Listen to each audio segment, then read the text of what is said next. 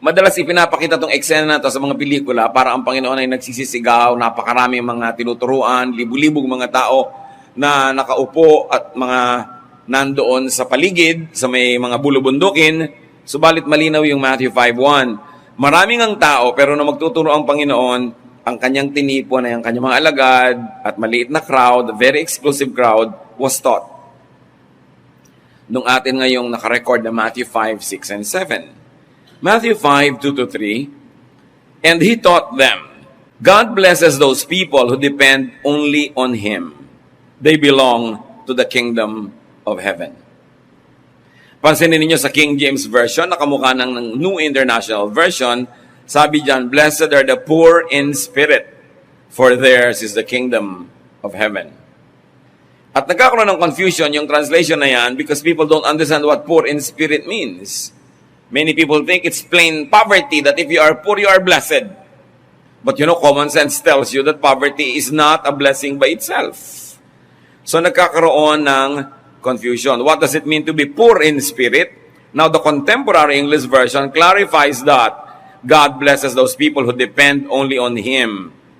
So here, being poor in spirit means you don't consider your spirit rich enough to understand truth and therefore depend on your understanding of it. So yung kabaligtaran ng poor in spirit, yung rich in spirit, sa tingin nila, alam na nila, marunong sila, kung ganon, yung kalooban at kagustuhan nila at karunungan nilang susundon nila sa pang-araw-araw na pamumuhay. At kinlarify ng contemporary English version, God blesses those people who depend only on Him. So that is what it means to be poor in spirit. You consider your spirit, your wisdom, your knowledge poor. And you consider God's kingdom, God's wisdom, God's knowledge rich, and you depend on that, not on yours. So yun daw yung blessedness.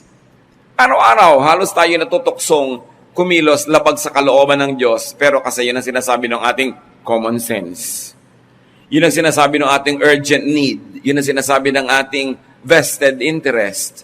Here, kita agad natin, blessedness is not listening to your version of what is true and what is effective and what is good, but on what the Bible or the Word of God says. So, kahit pa wala kang pera, kahit may sakit ka, kahit wala kang lover, kahit ka malungkot, yung sumusunod ka sa wisdom ng God in living your life instead of relying on your own worldly wisdom, you are blessed. Yun lang is a state of blessedness already. Para masabi natin, oo nga, wala nga akong love life, pero kasi naman yung naliligaw sa akin, may asawa na. So, di bale na, ang susundin ko yung wisdom ng Diyos, hindi yung kagustuhan ko, hindi yung iniisip kong tama at mabuti para sa akin o sa nararamdaman ko. Therefore, you are blessed kahit ka walang kasama. Dapat ating maintindihan na yung blessedness is not always being cheerful or happy or bountiful with material blessings. Yung sumusunod ka sa kalooban ng Diyos, saan ka man din nala ng pagsunod mo. Kahit sa kalungkutan, kahit sa hirap, kahit kumisan sa kasakitan, blessed ka. And that's what the Lord said. Kaya maraming mga people who are blessed. Kahit sa Catholic saints, yung mga listahan ng mga santo, may makikita kang blessed ganito, tapos yung rebulto niya may nakataga sa kanyang ulo. Nakakita na ba kayo ng poon na may nakataga na itak sa kanyang ulo na ganun? So, blessedness ba yan? Pero kasi ang tingin nila doon, well, kaya siya na-persecute, kaya nagkaganyan, sumusunod siya sa kalooban ng Diyos. That is blessedness. Huwag nating iayon sa ibig sabihin ng Hollywood, yung good life sa blessedness. Para kasi ma-appreciate natin na ang dami-dami nating forms of blessedness that we should be thankful for. So blessedness is only on Him, meaning the Lord. Only on His way. Only in His time and timing. This is what it means to be poor in spirit. You don't rely on your own spirit, but you rely on the Holy Spirit and the Spirit of God. Those who consider themselves nothing compared with God are poor in spirit, therefore they are blessed. Kasi hindi sila nagiging mayabang, hindi sila nagiging self-sufficient apart from God, they don't become independent of God, they become in fact dependent on God. Therefore, they are blessed. At yung blessedness na yan, hindi lang status in heaven, it could also lead to practical blessedness here on earth. But that's not always, and does not instantly translate into practical blessedness. Blessedness is not on the ways of evil. Pag nakikita mo merong corrupt, yumaman, minsan gusto mo na rin matempt, mainggit sa kanya, gayahin ang kanyang style, nandaya, nag-cheat, pumasa sa exam, ikaw, sinunod mo yung katuruan ng Diyos, hindi ka nandaraya, truthful ka, bumagsak ka sa exam, you are blessed. More than the person who passed but cheated. Pero kung hindi mo to re-reviewin, malulungkot ka, sabi mo, ako na nga yung Christian, ako na nga yung godly, ako pa hindi pumasa. Pero yung hindi mo pagpasa led to probably a painful immediate consequence, but your status in heaven is that you are blessed. Siyempre, mas blessed ka kung pumasa ka, tas hindi ka pa nandaya. Pero kung hindi nangyari yon, dahil sa paggawa mo ng mabuti, tindera ka sa palengke, lahat ng mga kapwa mo tindera, iniiksi na ng kung ano-anong mga gamot yung mga karne nila na double dead. Tapos dumadami ang pera nila. Sabi mo, blessed sila, ako hindi. Ikaw honest, blessed ka kahit marami silang uwing pera. That is what it means to be blessed. Sino nagsasabing blessed kayo? Heaven. Hindi yung standards of the world. At dapat nating laging alalahanin that we don't live by the standards of the world. Sometimes, the standards of the world jibe with the standards of God, and that's fine. But we must be poor in spirit. Meaning, our point of view is never better than the point of view of God. Blessedness is not on depending on others, depending on oneself, or being apart from God, or following ways that are opposed to God, no matter what is visible. Sabi nga ng Bible, mapandaya ang mata. Sa tingin mo kuminsan, blessed siya. Pero yung pala hindi, sa tingin ng heaven, bulok siya. So dapat ang mahalaga, anong tingin sa'yo ng Diyos? Hindi yung tingin sa'yo ng tao o tingin mo sa sarili mo. We've got to look at ourselves the way heaven looks at us. When you depend on God, you are blessed in heaven's eyes, no matter what is visible to you at the moment. Kaya napakahalaga na reviewin ang kahulugan ng blessedness. Those who depend only on Him truly belong to Him, as the Lord emphasized it. That belongingness to God is not only a legal status, it is a practical status all the time when you depend on God. To depend on God is to do things God's way, but also to know God's style. How can you depend when you do not know? Kaya para talaga laging maging matibay ang pagiging tayo ay sa Diyos, that we belong to God, it's important to always know the will of God. Set it apart from the will of religious leaders, the will of organized religion, because they are not always the same. Dapat assignment mo yan, private duty, to know God's will. Proverbs 3:5-8, from the New International Version this time, trust in the Lord with all your heart, and lean not on your own understanding. In all your ways acknowledge Him, and He shall direct your paths. Do not be wise in your own eyes. Fear the Lord, and depart from evil. It will be health to your flesh, and strength to your bones. Kaya sabi, huwag ka magdudunong-dunungan. Whenever you disagree with God, obey God. Pero kung minsan naman, your disagreement with God comes from ignorance. Kasi akala mo, ganun kahigpit ang Diyos, hindi naman pala, kaya tuloy sinusuway mo. Pero ang totoo, hindi naman pala Diyos ang may sabi nun. Akala mo lang. Alam niyo mga Kristiyano, ang galing umimbento ng Hallmark greeting cards, truths. Kahit saan makikita mo yan, sa mga tweets, sa mga Facebook, kahit sa mga cards, sa mga bookmark, yung mga pinagsasasabi ng tao tungkol sa Diyos na opinion lang niya. Yung God is like this, God is like that. Sino may sabi nito? Anong verse ang may sabi niyan? Kasi marami tayong mga opinion lang tungkol sa Diyos. Well, it is a religious opinion. It is an opinion shaped by religiosity. You must always go back to Scripture and say, how biblical is this opinion of people about God. Lalo yung mga pa-cute, yung may mga drawing na bulaklak, mga sunrise, mga kung ano. Maraming mga sinasabi yan na hindi biblical. Yung masaya ang feeling mo, Pollyannish. You feel that you're always taken care of, that God is always this and that, pero laging chinecheck mo, biblical ba ang stand na to? Check. Para na, you are not wise in your own eyes. It is important to obey, but before you can obey, you must know. So this is a sure way to blessing. John 6:67 to 69, Jesus then asked his 12 disciples if they were going to leave him.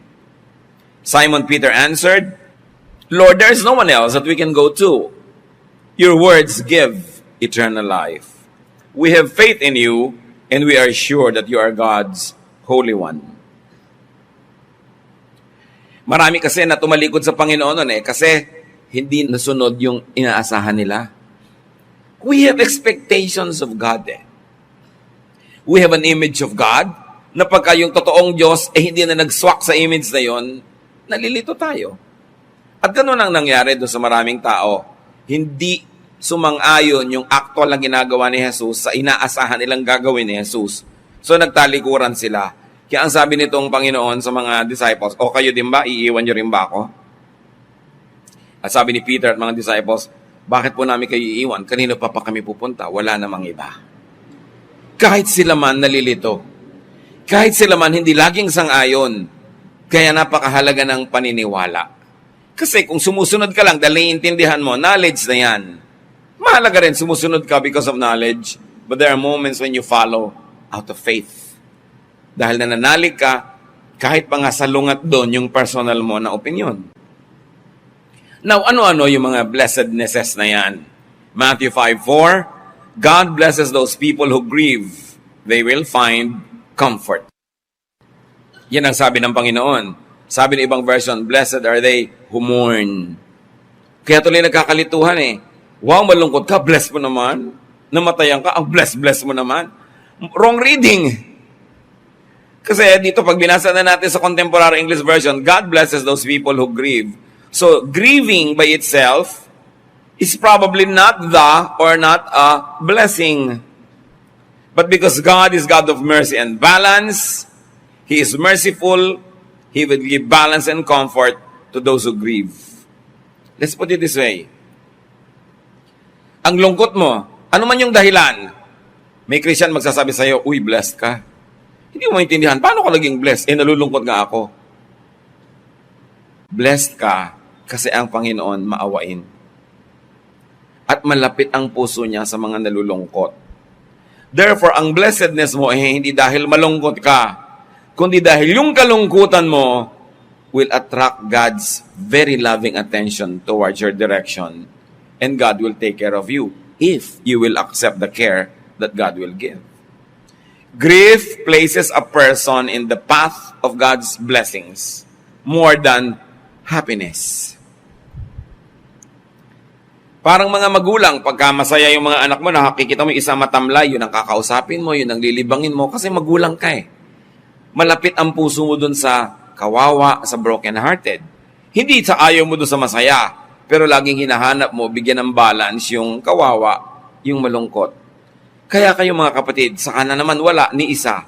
Pero kung meron tayong kasama ngayon, ang lungkot nyo, you say, I'm blessed.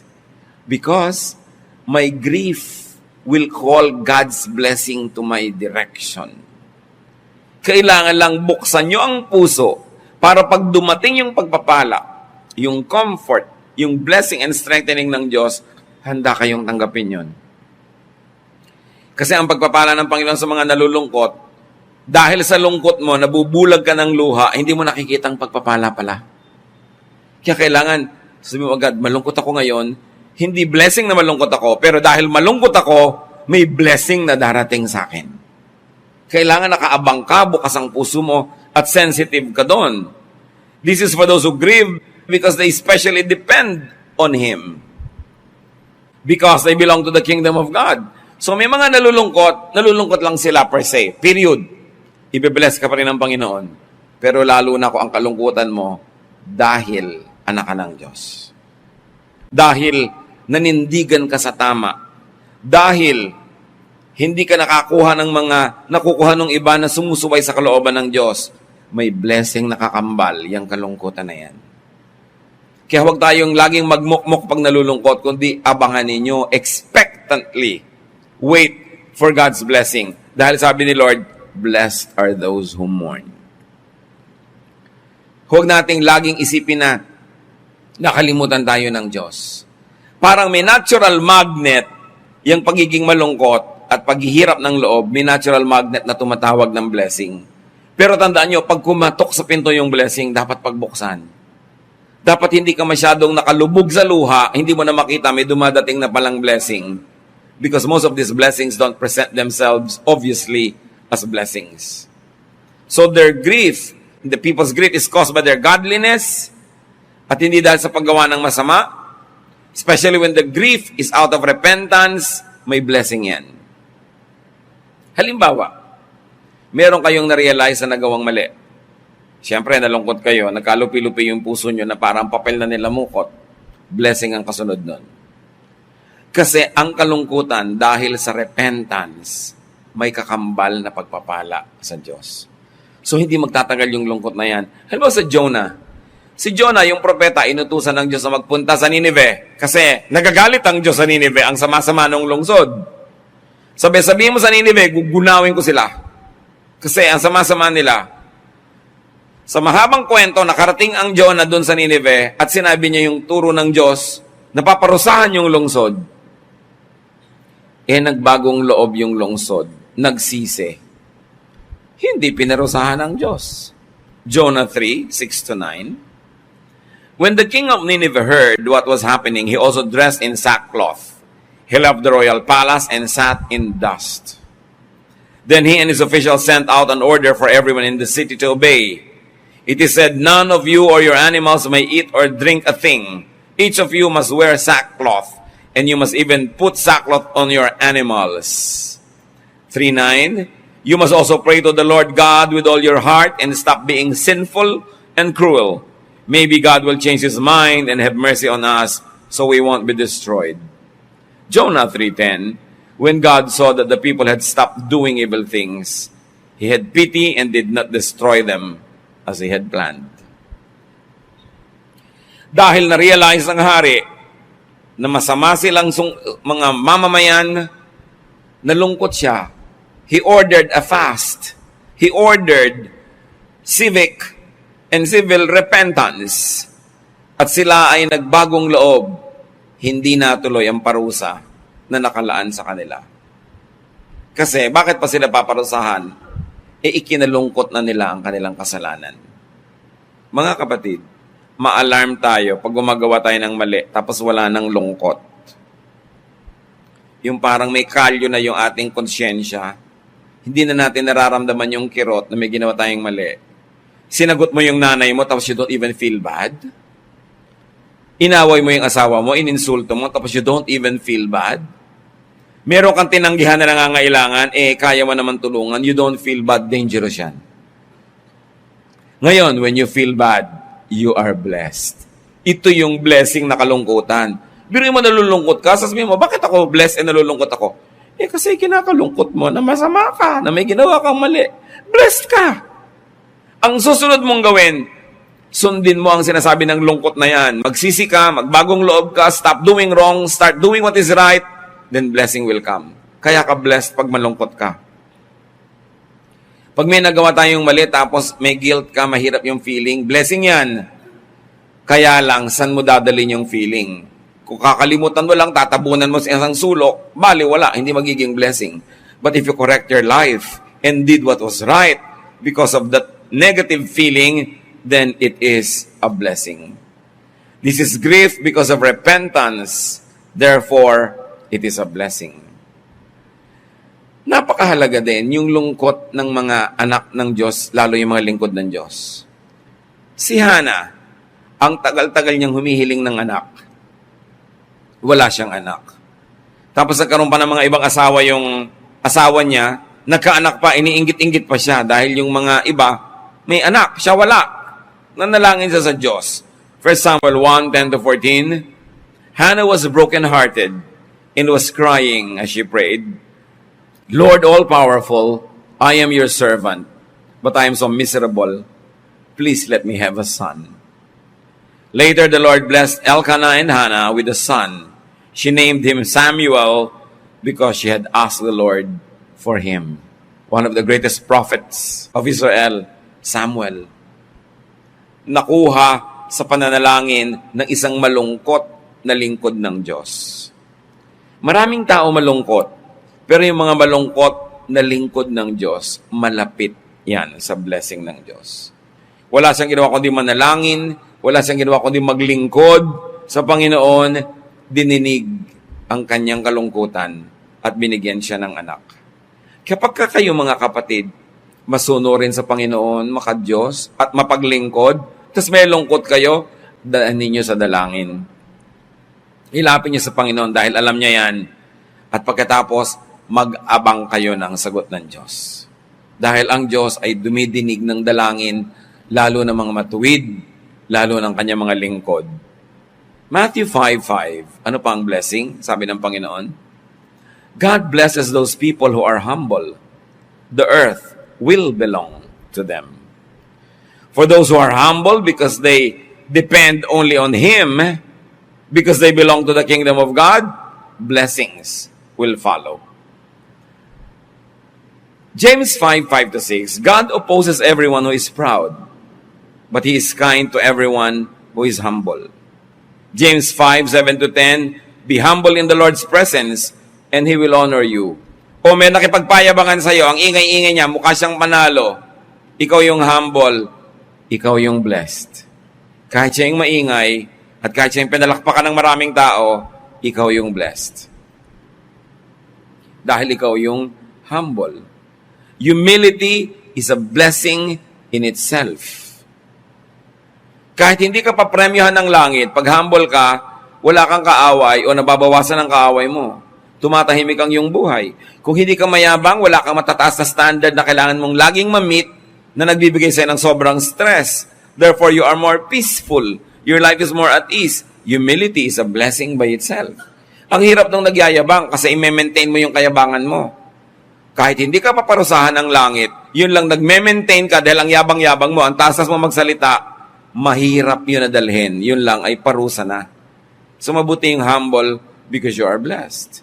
Matthew 5:6, God blesses those people who want to obey Him more than to eat or drink.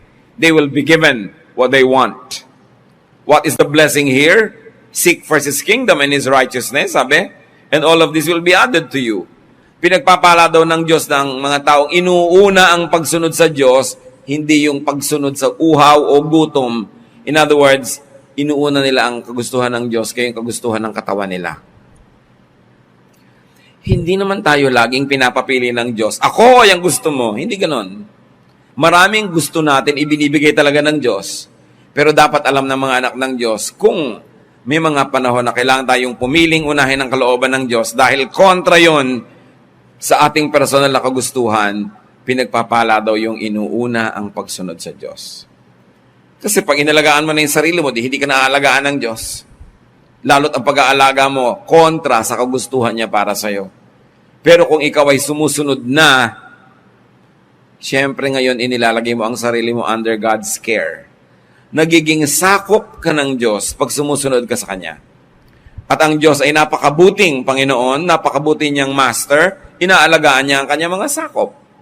Pero sa pag-aalaga mo sa sarili mo, you get out of God's shadow, you get out of God's care because you want to take care of yourself, edi ikaw na ang nag-declare ng independence from God. What blessing will you expect? Seek first His kingdom and His righteousness. Dapat ating inuuna yung kalooban ng Panginoon kasi yung gusto ng ating katawan, yung gusto ng ating mga hilig. Matthew 5:7, God blesses those people who are merciful. They will be treated with mercy. May verbs yan eh.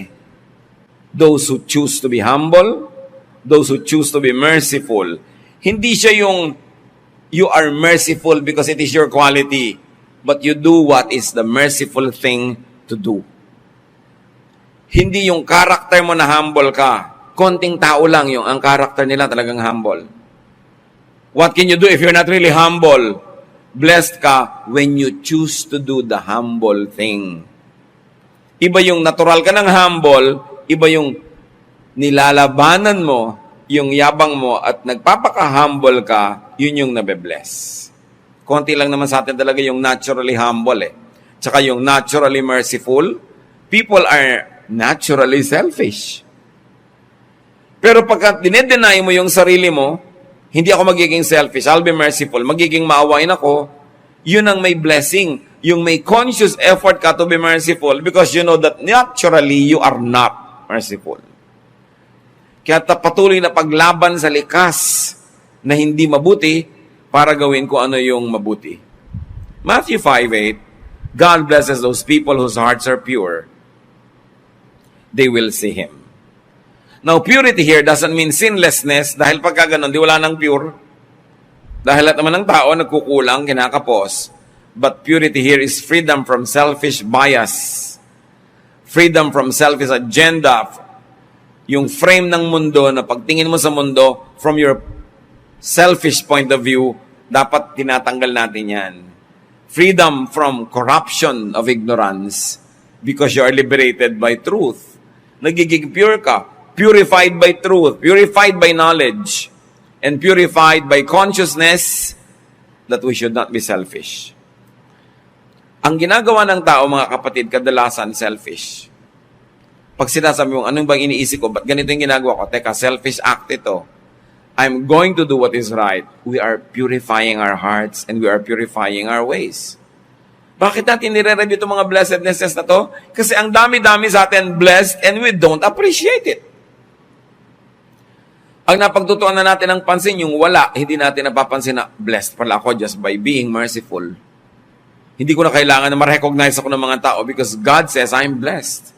Therefore, it is a blessing in terms of status and it could also lead to practical blessings in terms of rewards.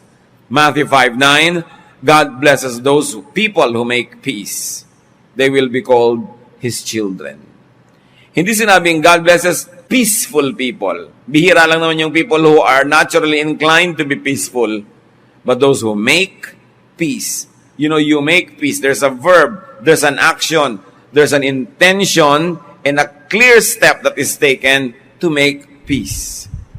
Sabi ganoon, you will be called His children. Meron kang kaaway na kapatid, are you making peace? Kasi if you're not making peace, you are indirectly making or continuing war. Because you're not making peace. And the blessedness is not in believing in peace, but in making peace. May pupunta ka, makikipagkasundi ka, makikipag-ayos, you make peace. Proverbs 12:20, deceit is in the hearts of those who plot evil, and those who promote peace have joy. At isa yan sa mga premyo ng mga hindi kumuha ng kapayapaan, pero kaganakan sa puso. Kasi siyempre, we are made in God's image. If you make war, even if you win, may grief ka rin eh. Yung nanalo ka sa sigawan, ang totoo kung makikinig ka sa konsyensya mo, may lungkot ka rin. Yung may nasaktan ka na kalooban, ikaw yung winner, ikaw yung may power, because you are made in God's image, meron ka ring pagdaramdam na nakasakit ka ng kapwa. Kaya dapat pinapakinggan natin yung pagdaramdam na yun. Yun yung godly sorrow. Hindi natin dapat ini-ignore. Therefore, godly sorrow should spur you to do something positive to make peace. It's normal to quarrel because that's the way of the world. But godly people are not just normal. We are above normal. We make peace. And then that peace-making gives us joy. Matthew 5:10, God blesses those people who are treated badly for doing right. They belong to the kingdom of heaven. Ito, ibang-iba na naman ang pananaw ng Panginoon dito. Sabi, blessed ka pag masama ang naging trato sa'yo dahil tama ang ginagawa mo. Yung iba, ba't ko ba nagawa yung tama? Hindi ako na-premyuhan. Next time, hindi na ako gagawa ng tama kung ganito lang ng ganito. Diba? Nagsisisipat gumawa ng tama. Ang sabi ng Panginoong Jesus, blessed ka. Kasi ang ginawa mo, tama. Kahit wala kang premyo, hindi ka kinilala, nahirapan ka pa nga, pero blessed ka.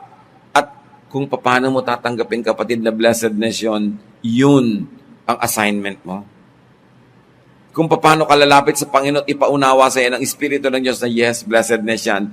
Kahit ang naging bunga sa iyo, discomfort, sometimes dishonor, sometimes poverty, but that is blessedness.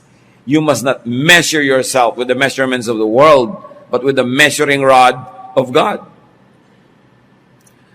At ito ay gumagawa ka ng tama, tapos pangit pa yung binigay sa iyo. Huwag kang magsisi. Kasi natuwa ang Diyos at sinasabi ng Diyos, blessed ka. Hindi man maging maaga at mabilis ang gantimpala sa iyo, blessed ka. Take it at may patago ka sa Diyos. Kung gumawa ka ng tama, tapos pangit pa yung binigay sa iyong resulta ng mundo, merong kang patago sa Diyos na pwede mong ma-withdraw any moment. Kasi you are blessed.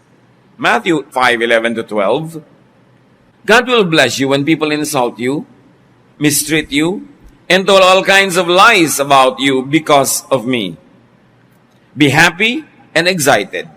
You will have a great reward in heaven. People did the same things to the prophets who lived long ago.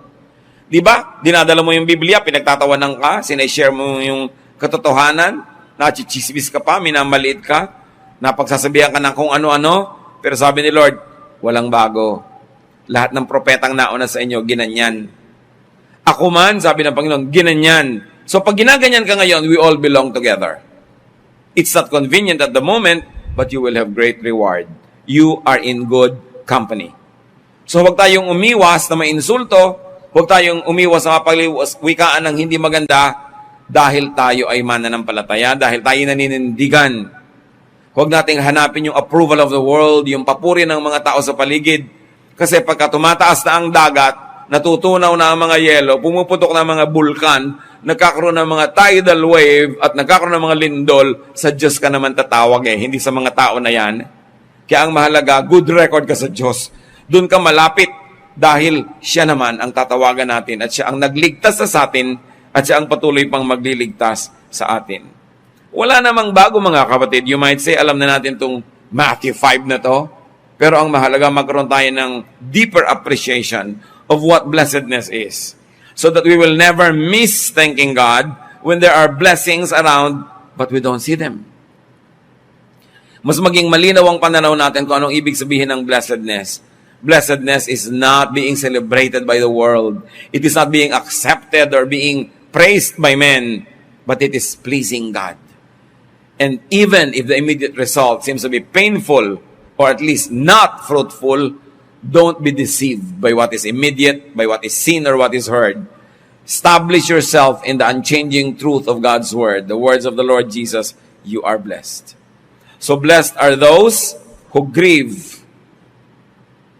Grief is not the blessing, but your state of grief will attract God's blessing. So alam mong hindi yan magtatagal. Wait for your rescue. Blessed are those who humble themselves. Remember, it's a verb, it's an action, an effort. Blessed are those who prioritize obedience to God above selfish interest. Blessed are those who show mercy. Again, it's a verb. You show mercy, you do merciful acts. And blessed are those who have pure hearts. Therefore, purify your heart all the time. At ang pinakamalis natin na tanggalin sa puso natin, selfishness. Yun lang ang gawin mong assignment, tanggalin mo yung selfish color of everything you do, you become more and more pure. Blessed are those who make peace. Not those who just believe in it, but those who make it. Blessed are those who are treated badly for doing right. So do right in spite of the consequence. And blessed are those who get mistreated because of their faithfulness to Christ. If you are in any of these situations, claim your blessedness. Celebrate your blessedness and do not needlessly grieve. Kailangan tumalas ang mata natin na makilala ang blessing para lagi tayong mapagpasalamat. Ama namin, ituro mo sa amin kung alin man sa amin ngayon, Panginoon, ay may ganitong kalagayan sa mga pinag-usapan, sa mga itunuro ng Panginoong Jesus na blessedness. Kumisan pag hindi namin nire-review, madali naming malimutan na blessedness pala ito. Nadadala kami ng mga pamamaraan ng sanlibutan, pati aming pananaw, ang aming point of view ay nagiging earthly and worldly. Teach us, O Lord, to always sharpen our spirits so that we will see blessings when they come. Magbulay-bulay tayo mga kapatid. Pasalamatan natin ang Panginoon sa mga blessing na ito. Kung sakali mang na-neglect nating makitang blessing pala yon, at tiyakin din natin magiging blessing tayo in the same way to people. Lord, sa pananalangin namin ng tahimik, makipag-ulayaw kayo sa amin. Turuan niyo pa kami ng mga practical lessons so that we will be appreciative and sensitive to the blessings that you give us. Kung may mga kapatid kami ngayon, Panginoon, na hindi nakikita yung blessing na yon, buksan yung mga mata namin at ang maipagpasalamat namin ang aming blessed state, at least in your point of view.